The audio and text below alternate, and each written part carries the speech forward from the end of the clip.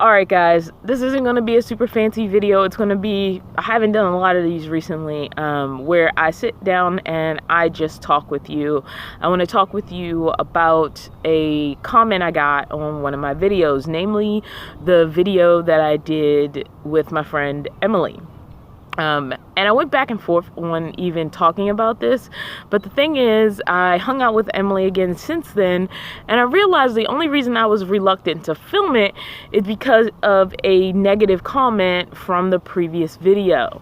Now, I understand there's a lot going on in the world right now, and people have a range of emotions they're feeling about how we have a race conversation in America.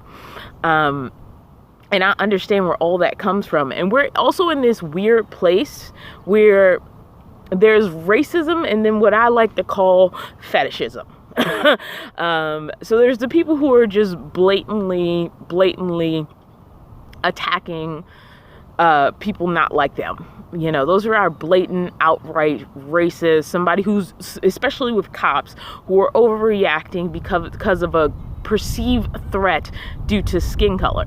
And that's a issue that's specifically being talked about. On the other side of that is what I like to call fetishism, which doesn't necessarily always present itself in a sexual context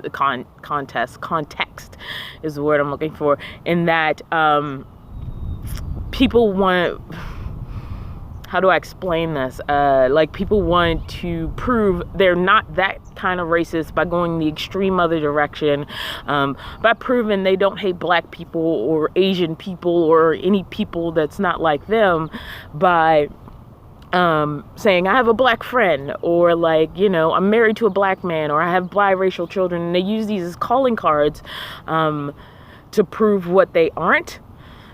Which is as problematic as the other extreme. Now, in the ideal situation, which is right in the middle, yes, race in and of itself doesn't disappear. Like, it's always there. It's always something that you can see.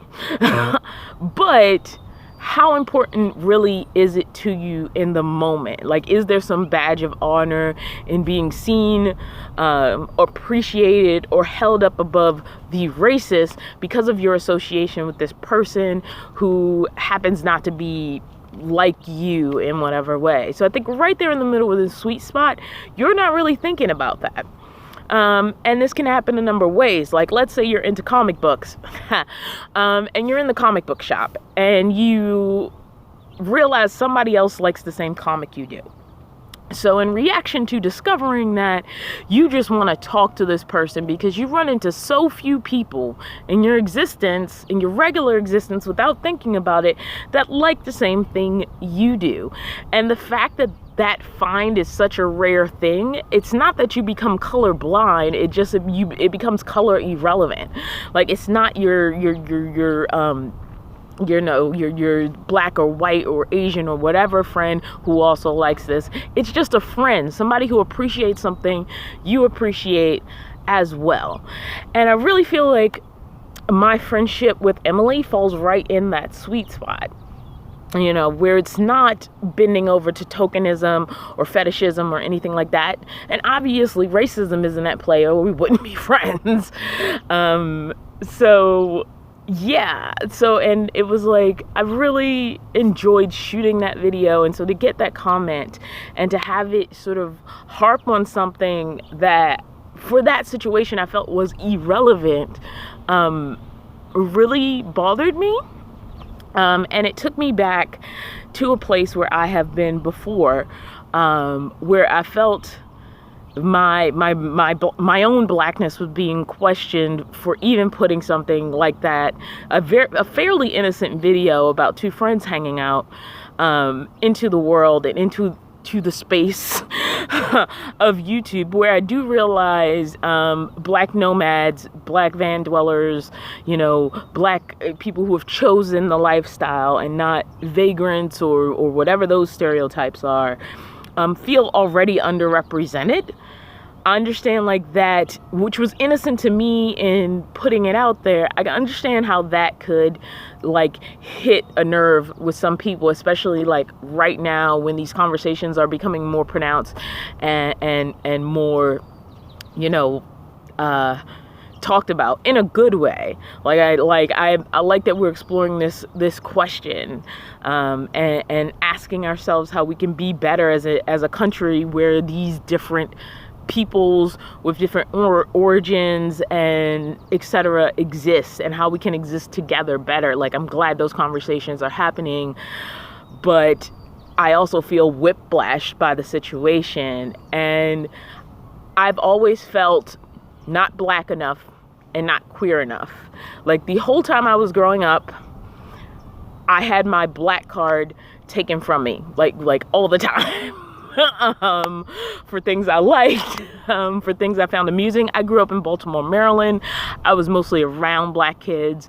I didn't even go to school with a white kid until like high school. And I still didn't really have that many friends. I didn't have that many friends because I was weird and I was nerdy. It wasn't even that I had friends of the same race a lot or the other race a lot. I was alone a lot. I was a loner by nature. And then on top of that, like, I was just a weird kid, and weird kids struggle in school. And I struggled all through 12 years of school, you know. And it was really when I went to college that I started to meet other people like me, you know, that I started to realize not only were there other black nerds, there were just other nerds that I connected with, because I've always been a little bit dorky, nerdy, and weird. And so, like, it was a revelation to me just to not feel so weird, and like just to have people who, you know, were into some of the things that I was into, and to even see like there was a whole subculture like built around things like this, you know. And when I was in college, the first time especially, went to college twice, y'all. It's a long story. I'm not going to get into it. But when I first went to college, like, the MCU didn't exist. So it wasn't cool to be into comic books. It's way cooler now. You have the internet. It's way more accessible to like find people sort of into these subcultures, and you can make fun of us all you want, but it's a way people connect. Like, when people go to Comic Cons, I've never been able to afford to go to a Comic Con, but it's like you like something that's special to you. And like, people who gather to go to sports, and people who gather to go to like music concerts for musicians they all like that feeling is there as well. And so, like, you're just happy to be around people who are vibing on the same thing that you're vibing on. And in those situations, again, it's not that race is gone, but it can become relevant. And so, like, the things I liked growing up, like, it made me a little bit of an oddball. I didn't quite fit in. There were music artists I hid that I liked because I wasn't allowed to like the Goo Goo Dolls and Wu-Tang Clan. Like, that wasn't allowed. I was supposed to like Wu-Tang Clan. I wasn't supposed to like the Goo Goo Dolls. You know, I was supposed to like Mary J. Blige, but I wasn't supposed to like Britney Spears, but I did like Britney Spears, you know? And there was this world where you weren't supposed to like both. Like, one was for those people, and this other thing was for quote unquote our people. And I didn't understand why I couldn't like both. And so I was burying this part of myself like consistently. And on top of that, there was a whole, and I'm going to get to the other part of myself, which was coming out as a queer person. And when I came out, I don't know what other people's experiences have been, when I came out as a queer person, or let's be more blatant about it, when I started to like think I was a lesbian. These things can be very simple for some people, where they're like, I knew ever since I was little. And then other people, it's more of a journey. It's something they discover like growing up. And I discovered it because I got really close to this girl in college, and I realized what I was feeling was a little more than what you feel for just a friend. And so I began to question myself. And then I was like, oh my gosh, I'm gay. This will solve all of my problems. I'm going to go find out where the gay people are, and then life is going to be wonderful. And that's going to be that. And that did not happen. So what happened was a nerdy, weird awkward person is a nerdy, weird, awkward person, and that doesn't go away just because you suddenly identify as queer. What I found is I was still like the little dorky girl amongst cooler people, for lack of a better word. And so, like, I didn't really fit in again. like all the things people wanted me to do to, like, connect more with queer people, just being queer was not a deciding factor in making me more or less compatible in friend groups, Whereas, oddly enough, something like liking Harry Potter was. People make fun of millennials for Harry Potter. I don't even know if I count as a millennial. I don't know what the window of millennial is. But definitely I feel like people who I grew with thought I was too old for it, and I really did enjoy it. But there is a sub-community where we get to enjoy this together. And so I met somebody who, like, was really, really into, like, Harry Potter as well, and we became, like, fast friends. In this case, it was a black girl, but it was irrelevant. Like, I was in a room full of black girls, but I was, like, drawn to this one person because we had something to talk about. We had something in common. That thing that I saw as weird and nerdy, and the thing that cut me off from a lot of people, connected me with someone. And so as I've grown up and sort of expanded my world beyond, like, Baltimore. Oh, I didn't get into the other thing, so I'm going to side note and circle back. I'm going to do this as a non-edited video as much as possible. So the other thing when I came out is, personally in my experience as a lesbian coming out in Baltimore, I don't know what it's like because I haven't been there in like almost 3 years, and I wouldn't say like I had pretty much reverted again to loner status before then. Most of my friends were in the theater, and I'd connected with through doing theater. Again, I found theater, and that created another sub-community where I felt like I fit. And again, like, I was being drawn to people based on them also being in the sub community, and that's how I was building a lot of my adult friend groups. But when I first came out, there was this big question of, are you a dom or a femme? Layman's terms, are you more the boyish type or the girlish type? And people use various words depending on like where they're from, sort of what their personal queer communities are. Not all built identical. They're very different and varied, just like any other type of community, like the black community, like, being Southern and black, being, from the East Coast and black, being from the West Coast and black, you're going to get like, yes, there's going to be some commonalities, but also like there are some distinct differences in having grown up in those environments. So the same thing is true of the queer community. So personally, in the community that I came out in, that was a big thing, and you needed to be one or the other. And when you weren't, or people weren't sure how to label you, it definitely did make it harder to be in that community, because people didn't know quite how to, I don't even know the words, but it was like, and the thing is, like, I like cutesy things, I loved Barbie dolls growing up, but I've never been the girliest girl. I've always been borderline tomboyish, but like, it wasn't like I only played with Tonka trucks and didn't like my doll babies. I loved my doll babies.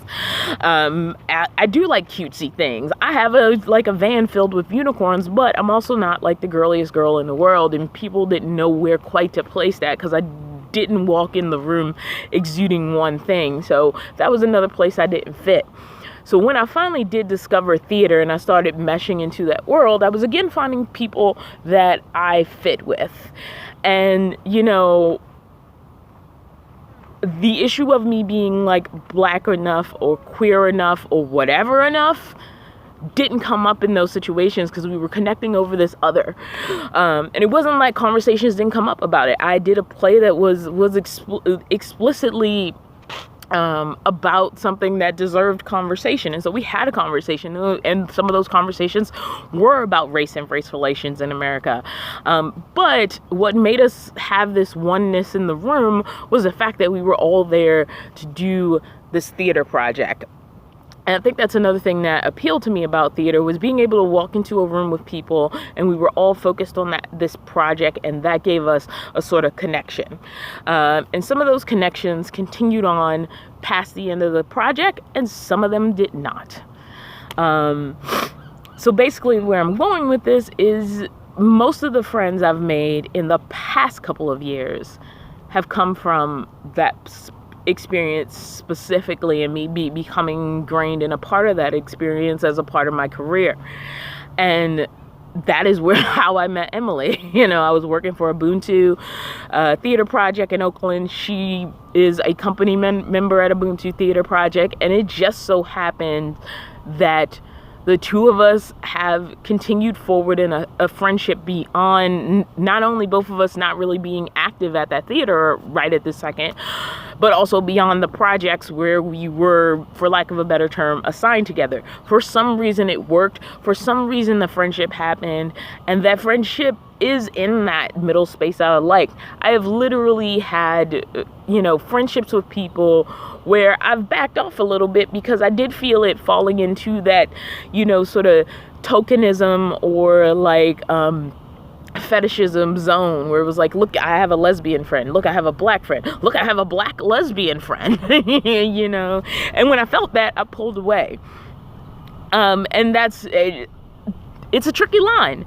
But it's like, I don't think about that when I meet people. I think about, do we have something that connects us that is enriching and pleasant to be around? And if it is, there's no reason not to form that friendship or block it because that person isn't black or isn't gay or isn't something that you can write on a piece of paper as two things that line up.